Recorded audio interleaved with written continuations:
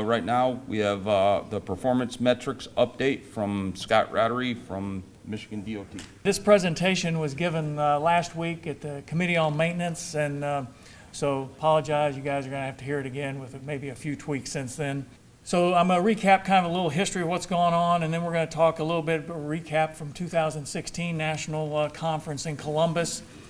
And then there'll be some familiar discussions on some of the things we do with the M5 webinars and some of the assistance we provide, give an update on where we stand in terms of reporting, talk a little bit about the website, some of the benefits, and then as Brad did last year in Portland, Maine, he's going to come up and give a little testimonial about what metrics have meant to South Dakota and what that's doing for their operations there.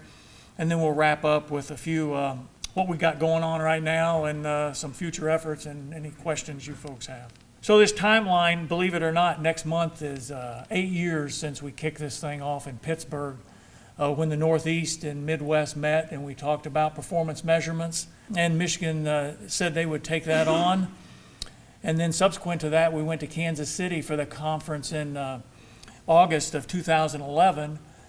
And that's when, as a group, I think Jim Smith brought it up, we talked about measurements and what's going on in fleet and looked around the room and all this experience we had in the room and decided, why do we need to pay for a study on performance measurements when we have the expertise in the room? It would just take a commitment from folks to donate some time and put their heads together to make it happen. So that's kind of how we've gotten where we are, and I'm going to flip through these real quick. You've probably been there and done that on most of these things, all these national and regional conferences, TRBs, subcommittee of maintenance, committee of maintenance meetings. AASHTO did develop a couple resolutions. One of those was to have a national conference every other year, which we're still abiding by, and the other one was to endorse the 4 measurements, the initial measurements we developed. And then throughout that time, we've had multiple webinars between M5 and metrics development. And like I said, a lot of folks in this room and not in this room participated on those teams to help us get where we are today. The green indicates what's happened since last year's or 2016's national conference in Columbus to the bottom of the screen, which is where we are today. The objective from the 2016 national conference in Columbus was to recommend and develop additional measurements. We started off with the 4 measurements that we had: PM compliance, availability or downtime, however you want to talk about that. We started calling it retention, which for a lot of people meant life cycle, and we changed the name to replacement recommended, and utilization. So the purpose was to, let's look at another measurement.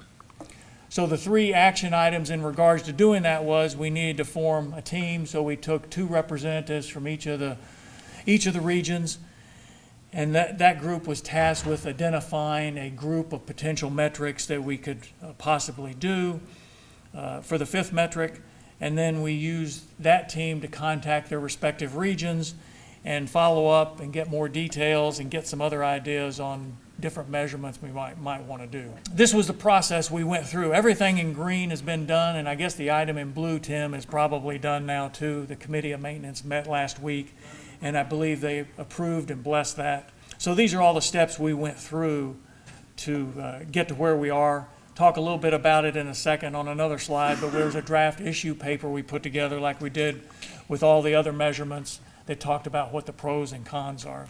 So to get to the measurement we selected, this was these items were suggestions from previous surveys and state DOTs of what, when we originally picked the 4 metrics that we have, of what additional metrics could be. So the team looked at all these and talked about them and conferred with their regions, and we got it down to 5 measurements to choose from, and what we selected was kind of a close relative, if you will, to PM compliance, which is percentage of scheduled versus unscheduled maintenance, or unscheduled work orders or unscheduled maintenance, because that's very critical to what we do to ensure health of our fleet and ensure PM compliance.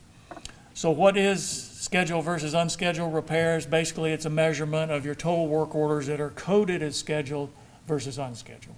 There's no real national parameter on that. If you're familiar with the American Public Works Association, they kind of say as a guide, 70% of your work should be scheduled maintenance, 30% should be unscheduled, with the theory obviously being as the disaster team discussed yesterday, when you're out on a job, the last thing you want to do is have a truck or a piece of equipment break and then find out it was something, well, if I'd have done my PM on time, I would have caught that and prevented that from happening.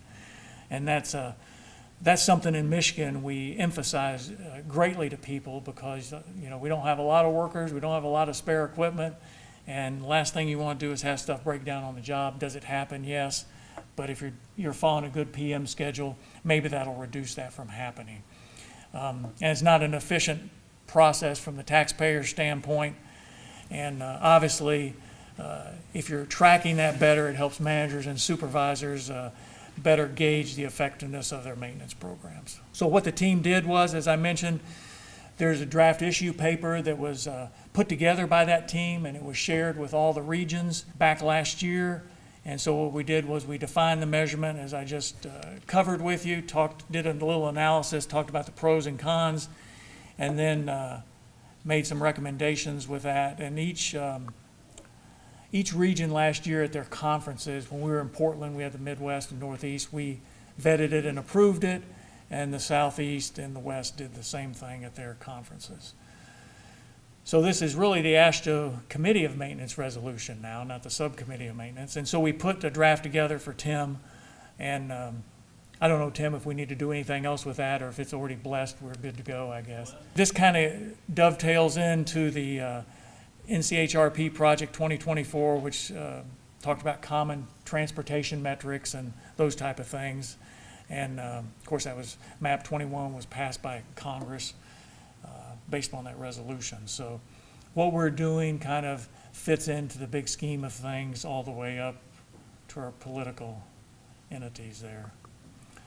So to kind of change the direction we're going here, one of the other action items from the previous conferences, this was from the 2014 meeting in Orlando, was Michigan agreed to continue on, or to reinitiate, I'll say, the M5 Fleet Management System webinars. That's the system we use, and many states use that. This webinar we usually hold twice a year, so we've held 9 since 2014. And you can see from the list there, we randomly have from anywhere from 5 to 9 states that participate.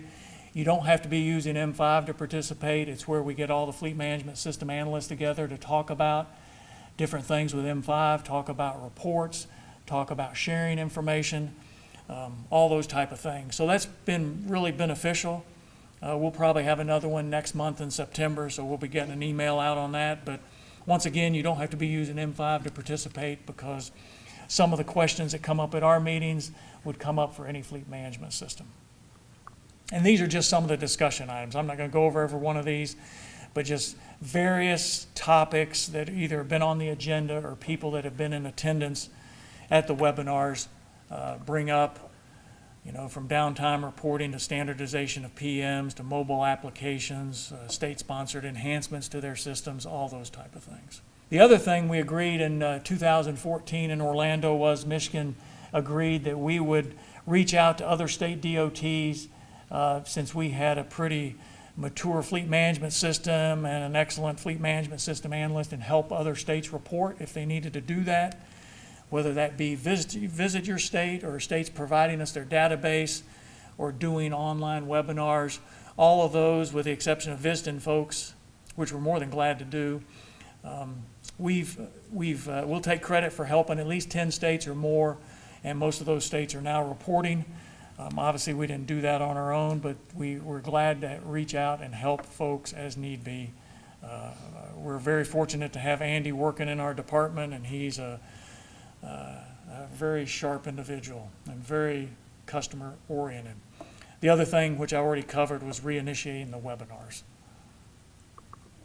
Region reporting status. Our goal from 2014 conference in Orlando was, at the time we had 17 states reporting, and that was 1 year after we rolled out the website with NCPP's help to allow people to measure. So in the first year we got 17 states. Nobody's reporting, people have the capability, did that. So we just decided, kind of aggressive, to say, okay, let's double that in 2 years. Well, by the time we got to Columbus, we had 27 states reporting, which was still a good good effort. But in the last 2 years, particularly recently, we're now up to 36 states. So we met the goal, which was at least the state reporting at least one measurement or part of a measurement. And also we have Saskatchewan, Canada, that's also doing the same. So it's been a good effort by folks. These are just some stats here on everything. And of those 36 states, 22 have reported in the last year. So good participation. That's not the whole goal of this, though, is to have your numbers put out there. The whole goal is for fleet managers to be able to report their measurements so they know how their fleet's doing and their people know how their fleet's doing. So this is just a way to make that visible and to collaborate and perhaps benchmark with other states. So this is the region status. It varies for differing reasons. You can just see the percentage of states reporting. Have to give a shout out to the West there. They've got all but 2 states reporting, so that's a great job. Why aren't people reporting? You know, we're all pretty busy, so there's competing priorities that everybody has. We do have at least 4 fleet managers that have turned over in the last couple of years. Now that I know Bruce is gone, we're up to 5 or maybe 6. I don't know. There's always changes going on. And then the other thing is states change their fleet management systems, or they don't have a fleet management system, and trying to roll one of those out is a big deal and takes a lot of time. So if you're not reporting, there's nothing wrong with that. We're willing to help out with that, but you got to do it when it works for you and all that. But we think the more people that participate, the more we can collaborate and the more ideas we can get from folks. This EMTSP website, I don't know if any of you have been to that yet. That's where all the metrics and the data is housed. NCPP put that together for us. We met with them back in 2013 and they did all that. It lists the individual metrics by region, by state. There's an information form section where you can get the form that you complete the measurements on. And there's a lot of other data on each state's individual page. There's a supporting documentation section where your form goes after the data has been reported and updated by NCCP, who is the only person that has access to make the updates. So when you complete the form, it automates the email address to them and copies me, and then I follow up with them and we get the stuff. On that site, under information and forms, there's a contact list for metrics. I do encourage you, if things have changed in your state or region, send me the updates, email them to me, and I'll be sure it's updated. This is just kind of a sample of what it looks like. You have state, you have the person's name, email, phone number, what their fleet management system might be, and any comments about their position. If it's blue and it's linked, then that means that if you go to that contacts list, you can click on the blue link and it'll take you right to their metrics page. I believe, John, that was your suggestion when we met one time. I know some names on here aren't current because people have retired, so I do encourage you, if you email me that information, I'll be more than glad to do it. Get it updated and get it posted out there. Reporting guidelines, when we first kicked this off and identified the metrics, be it known that you can report any time of year you want to report.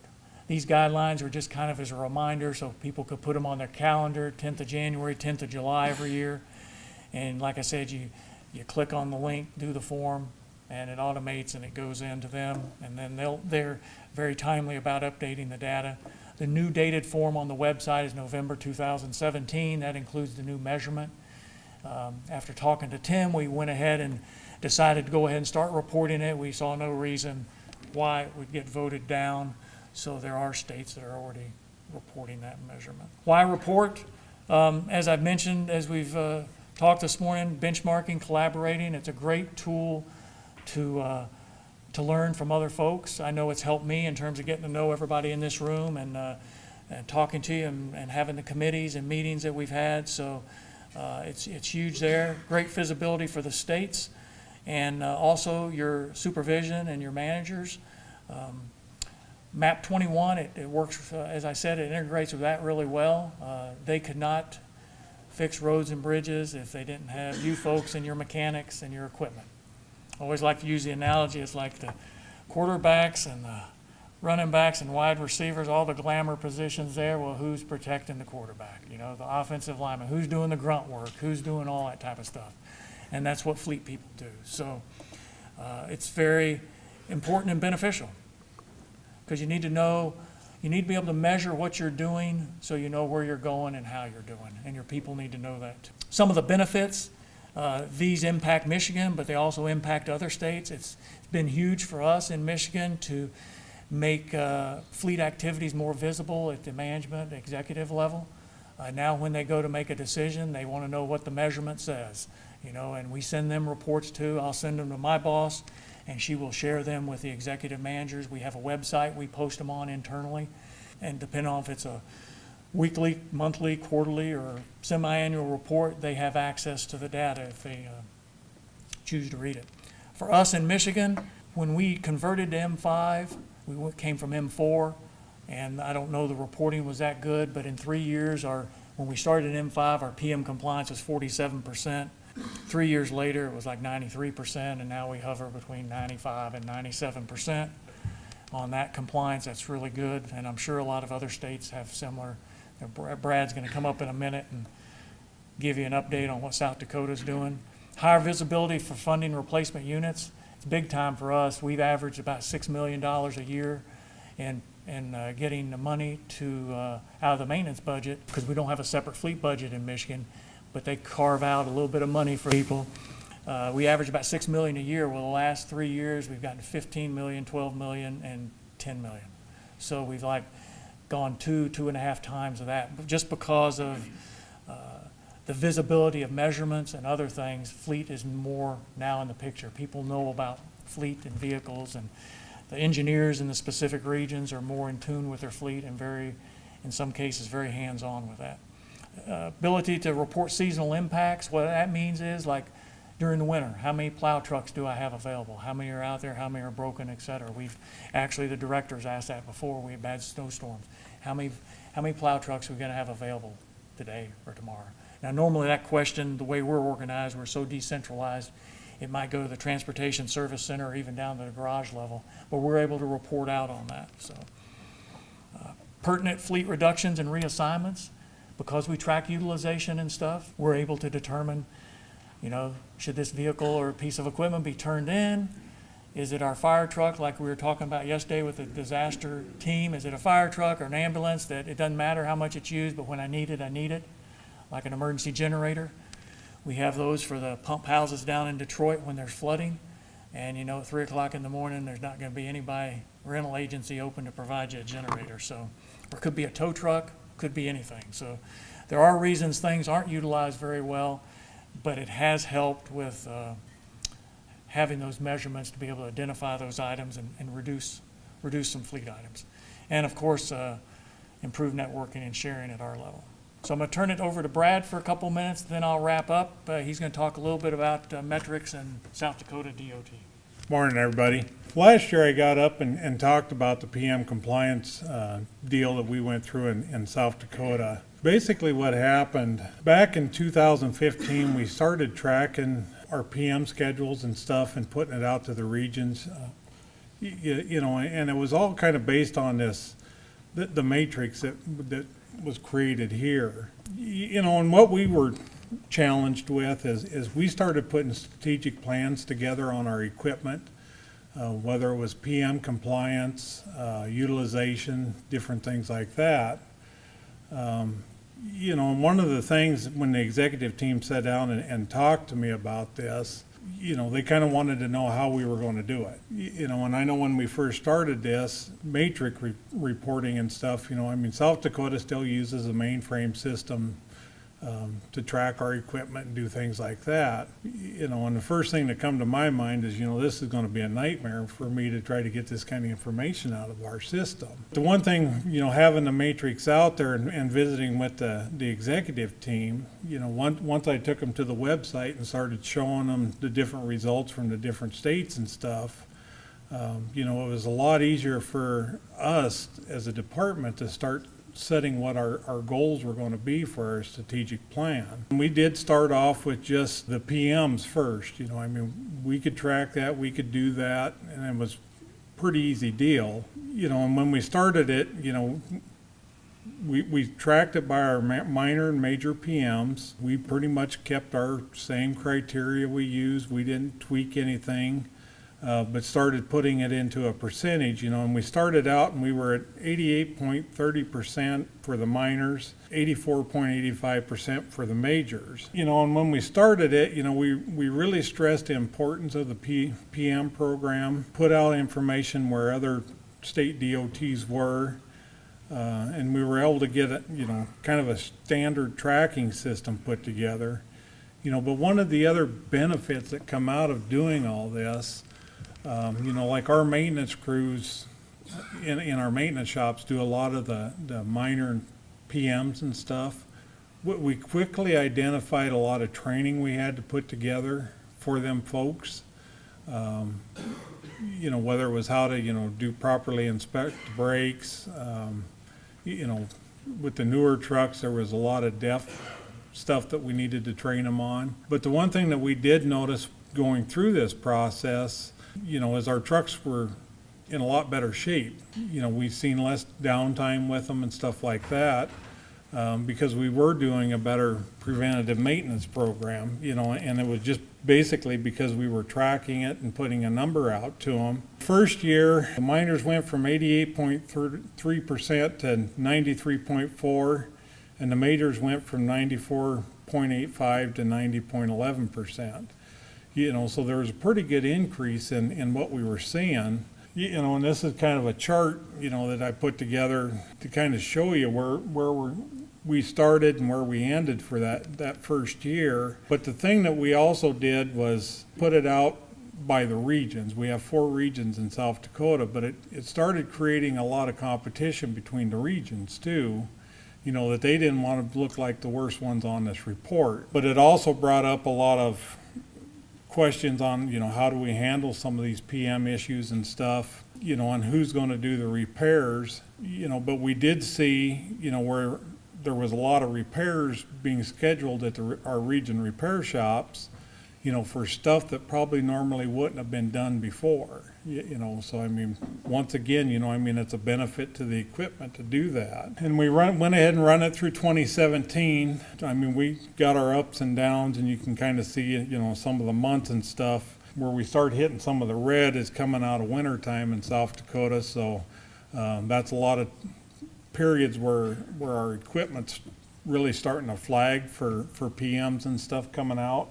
But overall, they kept it pretty good in the green and the yellow. Last year, there wasn't any red showing up at all, that they have gotten used to it and, and doing it. So we've seen a pretty good increase, in our percentages throughout the state and our shops on what they're doing with it. Just a couple of their comments on this, when I was working with the executive team and upper management with this, what they were seeing, what we were putting on the EMTSP site and stuff like that, and when you go and start doing strategic plans, and performance measures, that's the one thing that management always likes to see is a number. Is it helping, is it not? And through this program, we were able to do that, and track it month by month. And that's the one thing that really drew attention of the executive team in doing that, was since we were doing it within the state, they could go to the website and compare us to how everybody else was doing. That spoke a lot of words right there to what we've done and the information that we have out there. There's utilization out there and different things like that.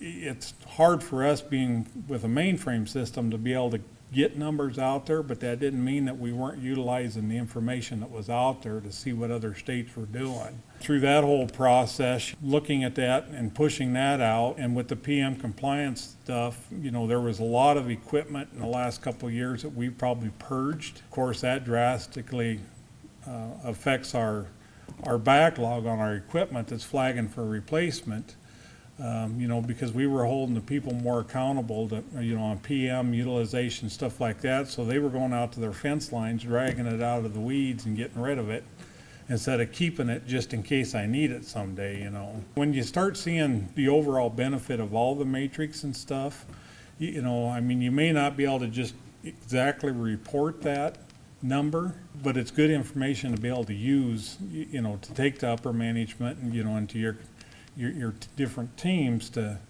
explain, this is the way it's done, here's records of it, and you get a lot of buy-in from upper management, with what we have and what we've done. Is there any questions on what we did, or?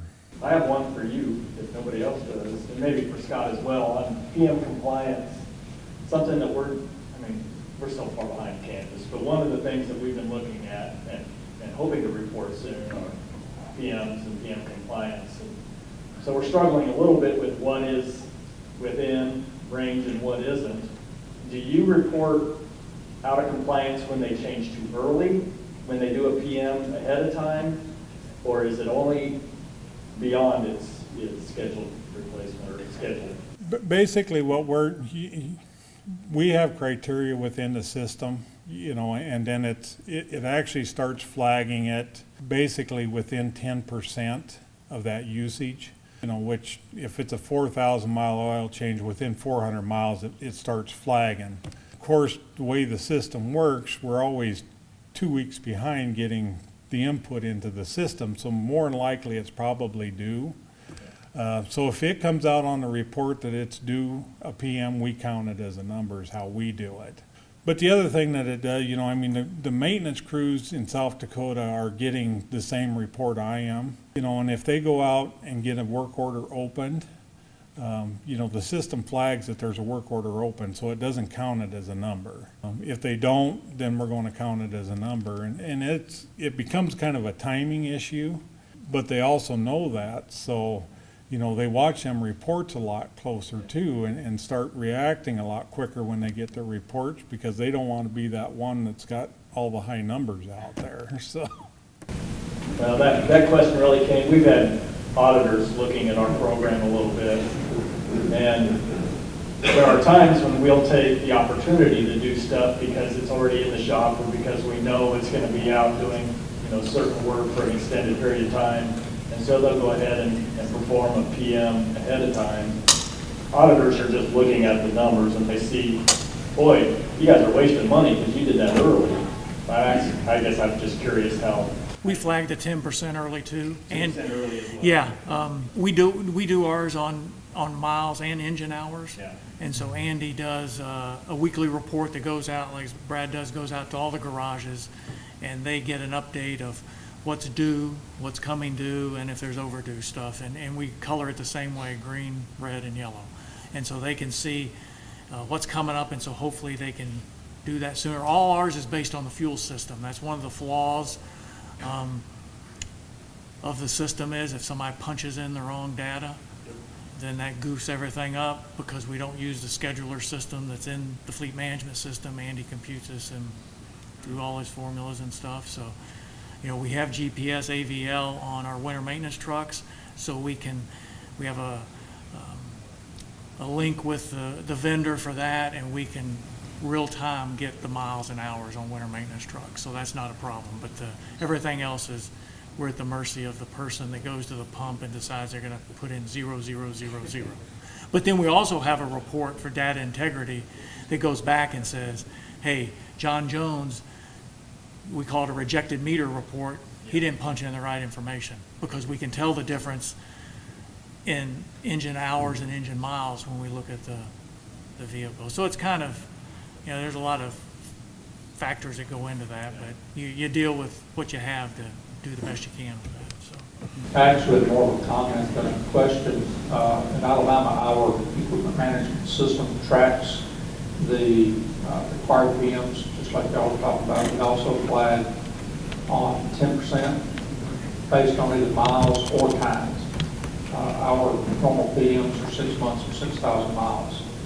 So if they're over on either time or miles, the system will flag on it.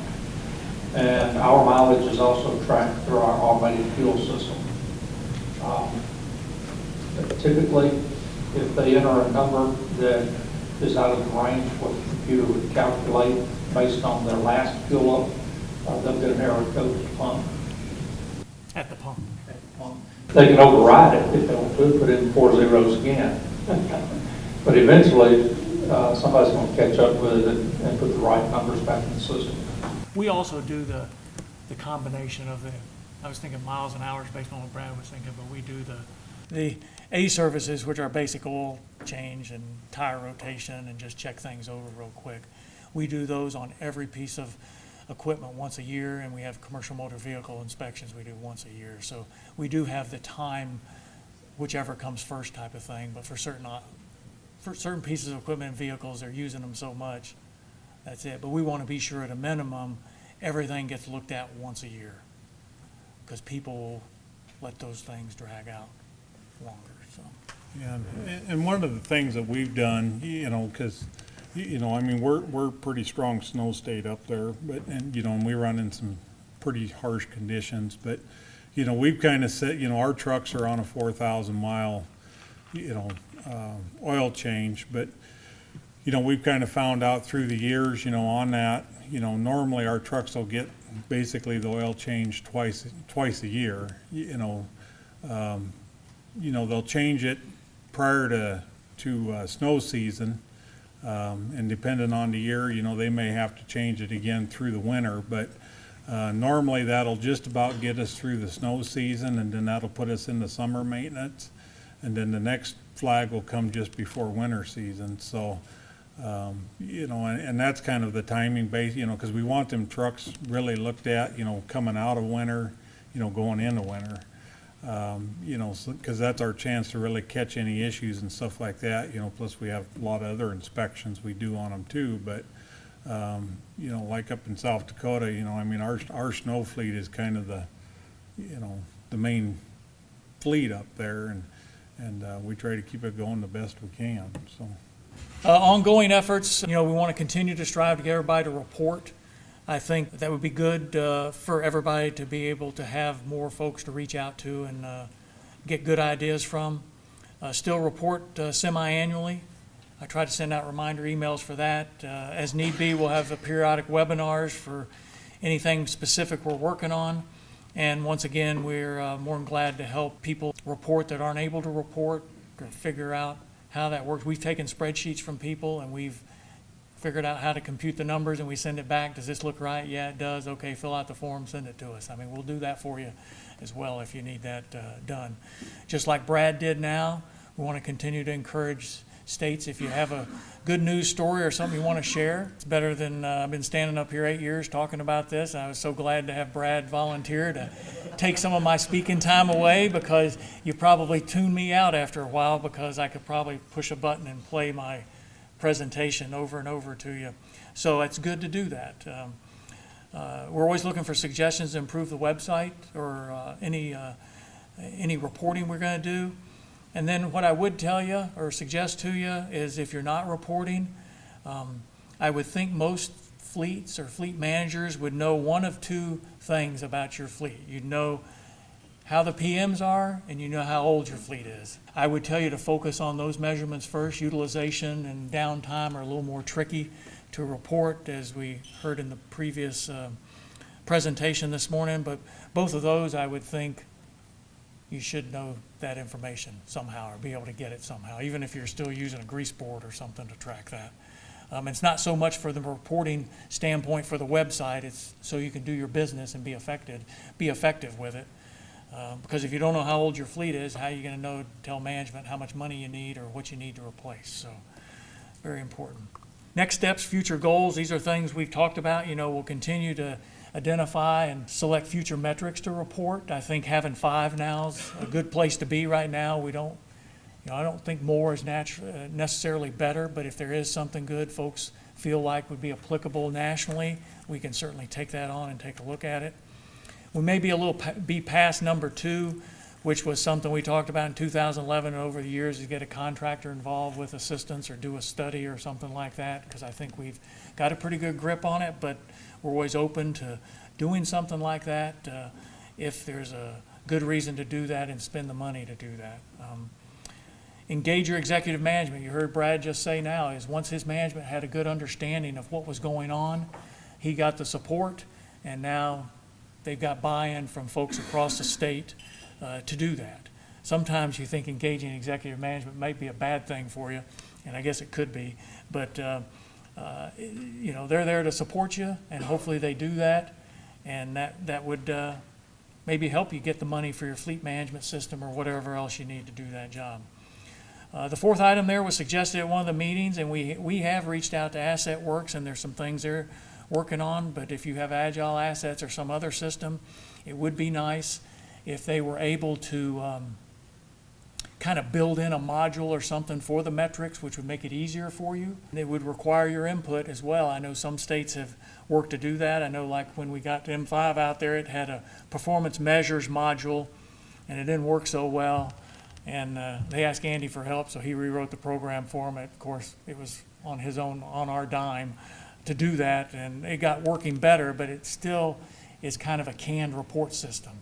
And there's no canned report system that's going to address all the specific things that your folks might want to see in a report. We use business objects or business intelligence program now. It used to be, I can't remember the name of the old program we used, but that's what we use now, and it's worked well. Of course, Andy can write computer code. That also helps a lot as well.